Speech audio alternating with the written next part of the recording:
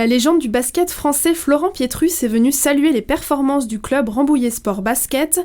Le club a organisé son premier concours All-Star Game au gymnase Jean-Claude Foulon, un événement auquel le sportif s'est rendu pour soutenir les joueurs et signer quelques autographes. À plaisir, les 3 écoles du Valibou vont se regrouper en un seul groupe scolaire. L'école maternelle Louise Michel sera démolie et fusionnera avec l'école maternelle Daniel Casanova. L'école sera réhabilitée et agrandie, passant de 5 à 8 classes et connaîtra de nombreux aménagements extérieurs.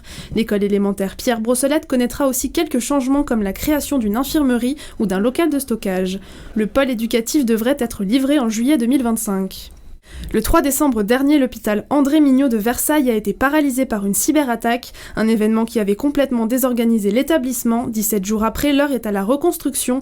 L'hôpital tourne actuellement à 60% de sa capacité. Les urgences notamment accueillent 100 passages contre 170 en temps normal. L'établissement pourrait prendre plusieurs semaines avant de retrouver un fonctionnement normal. L'enquête est toujours en cours concernant les auteurs de l'attaque. Le maire de Buchelay, Paul Martinez, a démissionné de ses fonctions après 15 ans à la tête de la commune. Il souhaite se consacrer pleinement à son poste de directeur général des services d'une agglomération de Seine-Maritime. Il a cédé son fauteuil à son premier adjoint Stéphane Tremblay en attendant de nouvelles élections en février prochain. Le professeur Olivier Saint-Lary, médecin généraliste installé dans les Yvelines et enseignant en médecine générale à l'université de Versailles-Saint-Quentin en Yvelines, a été réélu à la présidence du Collège national des généralistes enseignants. Il est à sa tête depuis 2020.